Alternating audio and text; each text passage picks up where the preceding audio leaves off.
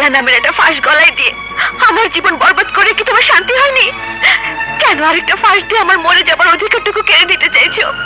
ও বুঝেছি, আমি মরে গেলে তুমি আমার উপর তিল তিল করে নির্যাতন করার সুযোগ পাবে না, তাই না? না, আমি জানি কেন তুমি আত্মহত্যা করতে চাইছো। যেন তোমার মৃত্যুর পর আমার জেল ফাঁসি হয় সেই ব্যবস্থাই করতে চাইছো। হ্যাঁ হ্যাঁ চাইছি। কারণ কি জানো? আমাকে আত্মহত্যা করতে বাধ্য করেছো তুমি। মাথা উঁচু করে যারা সমাজে চলে তাদেরকে মাথা নিচু করাতে গিয়ে তুমি আমার জীবন ধ্বংস করে ফেলেছো। আমি মিয়া বাড়ির মেয়ে, এছাড়া আমার আর কি অপরাধ ছিল বলতে পারো? অথচ সেই দেশে একটা নারীর সাথে একটা পুরুষের যে আচরণ হওয়া উচিত তা না করে একটা শত্রুর সাথে মানুষ যে আচরণ করে তুমি তাই করেছো। তুমি মানুষ না, তুমি একটা পশু। কাঁদো, আরো বেশি করে কাঁদো।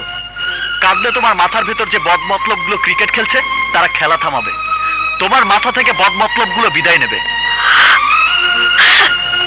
তুমি কি ভেবেছো আমি বেঁচে থাকতে তুমি শান্তি পাবে না? আমি তোমাকে শান্তিতে থাকতে দেব না? ঠিক আছে, যে তোমাকে কষ্ট দিচ্ছে তাকে তুমি নিজ হাতে শেষ করে দাও, তাহলে তুমি তোমার আগের জীবনে ফিরে যেতে পারবে। এসো, তোমার সমস্ত রাগ তুমি এক্ষুনি শেষ করে দাও, গলা টিপে মেরে ফেলো আমাকে। এরপর তো আর তোমার কোনো কষ্ট হবে না, তোমার সমস্ত কষ্ট শেষ হয়ে যাবে। এসো, মেরে ফেলো আমাকে। কি হলো, দাঁড়িয়ে রইলে কেন? আমার মৃত্যু যদি তোমার জীবনে শান্তি নিয়ে আসতে পারে তাহলে আমি মরলেও আপত্তি নেই। মেরে ফেলো আমাকে, মেরে ফেলো আমাকে। তুমি একটা বোকা জিদ্দি মেয়ে, তোমার মধ্যে লড়াই করার কোনো সাহস নেই, এই জন্যই তুমি আত্মহত্যা করতে এসেছো। কি চাও তুমি? মুক্তি চাও আমার কাছ থেকে? ঠিক আছে, আমাকে তুমি একটিবার তোমার গায়ে হাত দেওয়ার অনুমতি দাও। আমি এখনই তোমার ওই নাকের নাকফুল খুলে ফেলে দেব, মুক্ত করে দেব তোমাকে। এরপর তুমি যা ইচ্ছে তাই করতে পারবে, কিন্তু যতক্ষণ ওই নাকফুল তোমার নাকে আছে ততক্ষণ তুমি আমার বউ। আমার অনুমতি ছাড়া তুমি মরতেও পারবে না। আজকের পর থেকে আমাকে না জিজ্ঞেস করে বাপের বাড়িতেও যেতে পারবে না। বাড়িতে এসো।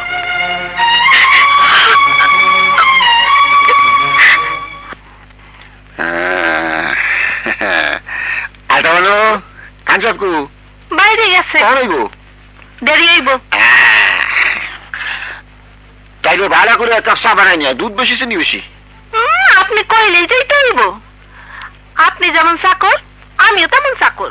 আপনি বারবার মালিকের হাতে মাইর খান, আমি মাইর খাই না। আপনার লজ্জা করে না মাইর খাইতে? কথাটা ঠিক না। এদিকে এদিকে বস বস বস।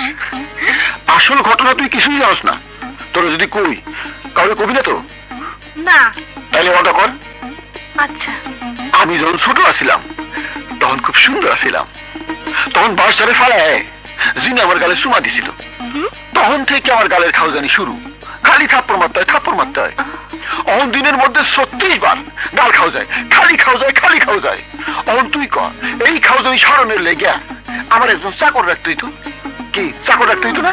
আমি মতলবকার চাকরি 20 বছর ধরে করতেছি না, বরং সে 20 বছর ধরে আমার চাকরের কাজ করে দিতেছে। 5 মিনিট পর আমার থাপ্পড় মারে আর আমার খাওয়াজানি মিটায়, আবার উল্টা আমার পয়সা দেয়। এইবার তুই কর দুনিয়াতে এর মতো বেকুব চাকর আর কুই পাবো? সে জানে আমি তার চাকর আর আমি জানি সে আমার চাকর। চক্কা মিয়া, আসসালামু আলাইকুম। তারপর কেমন আছিস চক্কা মিয়া? মাফ করবেন মালিক, এই অধমার মুখ থেকে কিছু বাজে কথা বাইরে হয়ে গেছিল। মারেন, আমার থাপ্পড় মারেন। তুই আমার ভালোবাসার চাকর, তুই আমার অন্তর, আমার জান। আজ থেকে তোর থাপ্পড় মারা বন্ধ।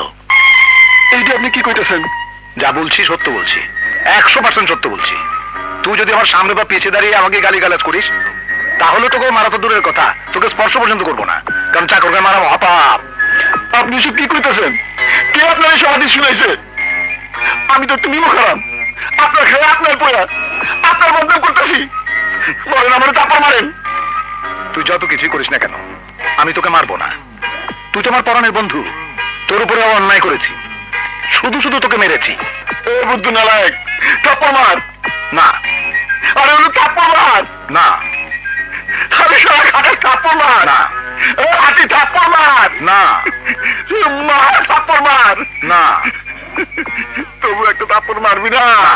হুজুর আমি আপনার কাছে একটা থাপ্পড় ভিক্ষা চাই। আমি একটা থাপ্পড় ভিক্ষা চাই, ভিক্ষা দেন। আমি ভিক্ষা দেওয়া বন্ধ করে দিছি। একটা থাপ্পড় দে না বাবা। চাপ। তোর কাছে একটা থাপ্পড় ভিক্ষা চাইতাছি। ওরে বাবা!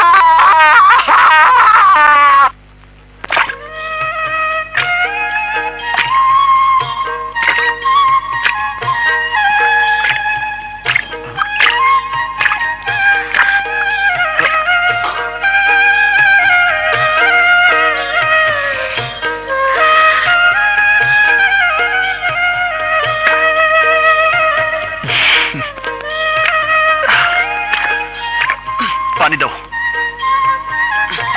শোনো, আজ একজন লোকও কাজে আসেনি।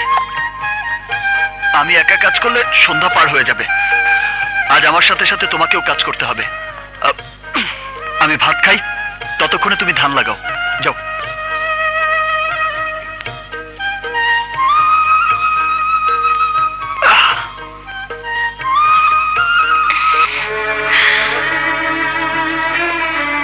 কি হলো, দাঁড়িয়ে আছো কেন?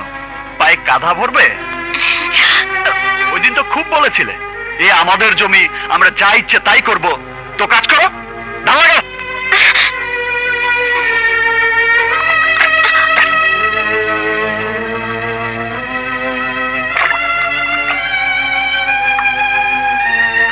বড় মিয়া, জমিতে ধান লাগানোর সময় তো এসে গেল। কয়েকদিনের মধ্যে কিছু লোকজন নিয়ে খেতে ওই লাঙ্গল দিয়া চাষ করার ব্যবস্থা করি, কি বলেন? সাবধানে। কি করলেন মেয়ে সাহেব? কাদার মধ্যে পা দিলেন। এই মেয়ে, এদিকে আসো। বড় মেয়ের পায়ে কাদা লাগছে, মুছা দিয়ে যাও।